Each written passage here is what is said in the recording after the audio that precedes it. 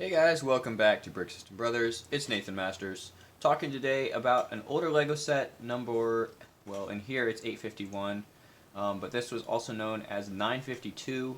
It's just a little Technic Tractor, and it's from 1978. Fun fact, 1978 is the year the minifigure was introduced, so this tractor is as old as the minifigure.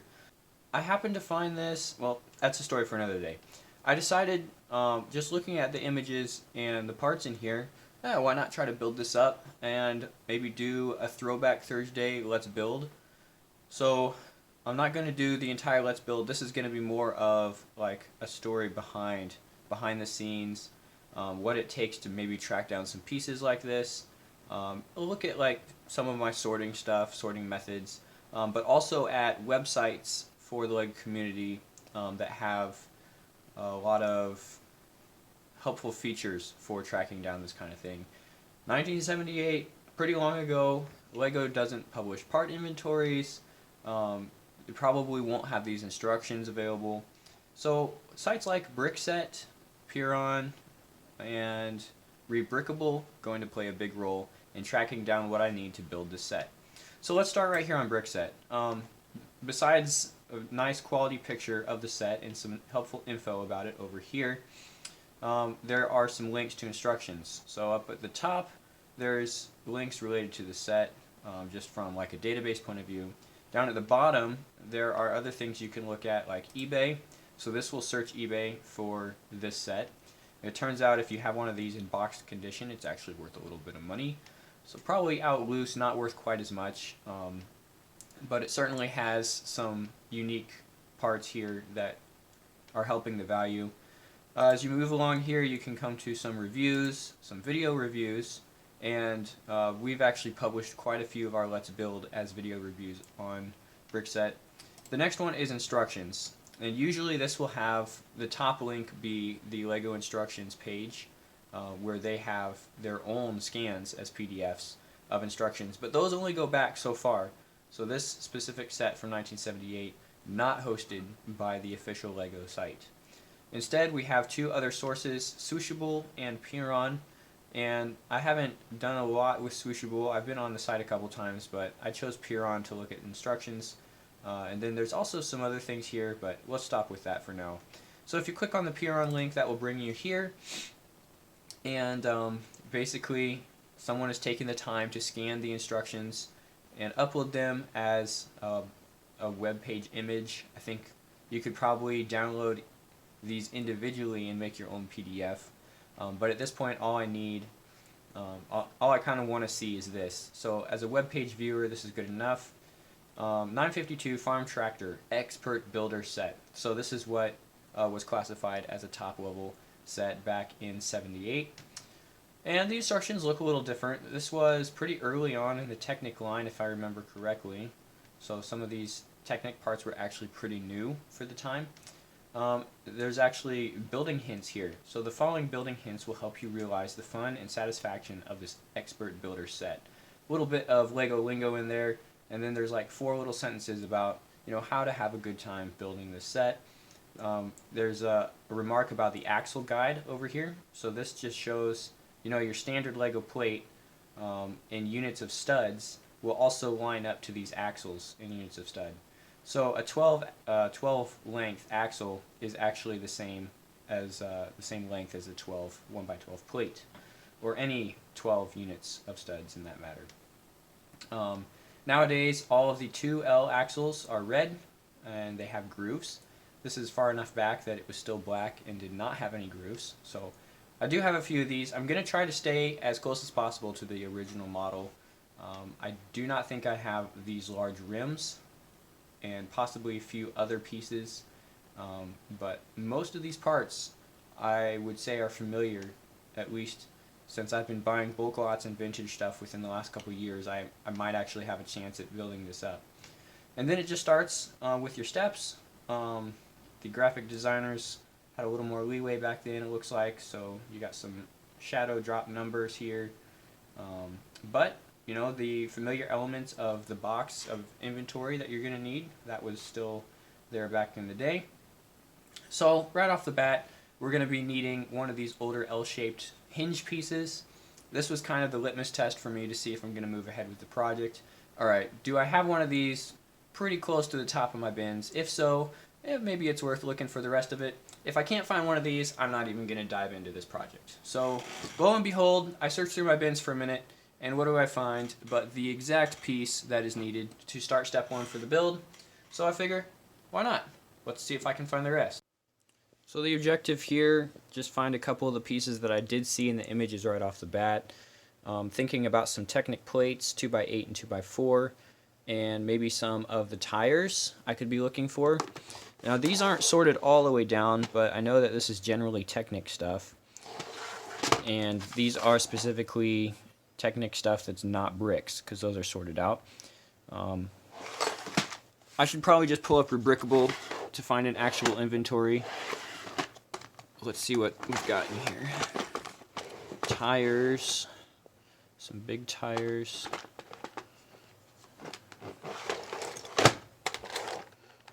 Okay, here's some plates. I think we need some of those. Let me get this out. Ooh. Is this the right large wheel? This rim isn't correct, but the tread on this definitely looks familiar. Let's set that aside as well, and maybe come back to that. And might be able to come back to this bin if there are other pieces in here that I could use. What else was in that list? I specifically remember seeing a special type of bevel gear and these 1x4 grooved pieces. These are used in the steering up front. So let's set that to the side and see if I have one of those bevel gears in here. Pretty good mix. Yeah, here we go. I know this is one of them that I'm gonna need. Kind of yellowed though, so might need multiples of those. I'll pull 2 out for now. You know what? Let's open up another site that will really help us determine the exact pieces I need, and then I can just go in and grab everything at once. So having now found at least a few more pieces from the initial steps of the inventory, and just based on what I can see with the image of the set, I actually need to find a comprehensive list of the parts in the set that I can go and pull from the rest of my collection, and that's where we come to Rebrickable. And Rebrickable is handy for sets that the database is a lot older. LEGO doesn't necessarily keep track of those. Brickset uses the official LEGO database when it's available. So some of the sets on the older end of the line that Brickset has on file actually don't have a complete inventory because they're using the official LEGO inventory. Now, past 5 years, past 10 years, pretty much 100% accurate. But before that, there's maybe a piece missing here and there, and way back in '78, they got nothing. So the inventory hosted on Brickset actually redirects you to Rebrickable, and that's this page right here. So slightly lower quality image, just whatever they could find probably. You have to keep in mind these are fan sites, and so if one fan site has the the ability to use this image for their cover picture, that doesn't necessarily mean the other ones will have the same access to that picture. Just the way that copyright works and Creative Commons and all that stuff gets a little bit involved, so don't necessarily expect to see the same pictures and even the same numbers because this was released as a different number in Europe. But Rebrickable 952 Tractor, you can tell us the same thing basically. And now Rebrickable, I like using this site because of the way it organizes parts in a set. I actually use this site to keep track of my loose parts, at least some of them. I've been trying to enter in loose parts. Once you have a list of parts, there's actually quite a bit you can do, and I explored all of that in a different video. I'll probably talk about it again. It's just very, very detailed data management in terms of when you have a list of LEGO parts. Not necessarily something you can do on other sites, and that's why I like Rebrickable. So anyways, what are we looking at here? Some of the pieces that I've already managed to find, but more than that, we have quantities, part numbers, and thumbnail images. You can sort these in ways that will maybe help you find them faster. So say your collection is sorted by color. I don't recommend doing that, especially for larger collections, but some people have it that way. You can sort the inventory on here by color. All the yellow, it's alphabetical as well. So yellow is last. We could just click color again, and now black will be first with B. So this shows you that you need these pieces in black. I'm actually going to sort it by part because this will show you the similar pieces first. So while I'm in my bin of 1x2 bricks, I can get a black one, 6 red ones, and 6 yellow ones. All right there, the quantity and the part. Really handy. The other thing we can see here is the official inventory, or whoever compiled the inventory based on an official set, because that's how these work, will actually use the old 3062A version of the 1x1 round, which has a solid stud. I have a few of those in red. I don't have any in light gray, so I know I'm going to have to substitute that. Here's our hinge plate that we just found. So we got bricks, we've got plates, we've got slopes. Just the way that this is laid out is very convenient for me in the way that I have things sorted. And as we'll see in a minute, when I'm picking pieces, I pretty much have all of these arranged by the same manner. You know, my 1x1 plates are together, my 1x2 plates are together. So as long as I have this reference, I can just go and pick exactly what I need and kind of move in groups through the list and just get these pieces a little bit faster than I otherwise could. The other thing that's going to really help at this stage is having a mostly sorted collection. I don't have 100% of my pieces all sorted out, but for this specific inventory, I'm probably going to be 90 to 95% just pulling from sorted bins that are already, ready to go for this purpose. For when I need a specific piece, I know where that piece is and I can go get it. I don't have to rummage through a bin for half an hour to find this specific type of bevel gear. It's going to really help. It's going to allow me to get these pieces quickly and get building sooner, which is what I want to do. I want to build this set and kind of check it out. And the reason this is so important for going back and building sets that you didn't buy is because when you buy a set, it comes in a box. All the pieces you need for that set are in a bag. So the pre-sorting is already done. In fact, these days, LEGO even has subgroupings with numbered bags.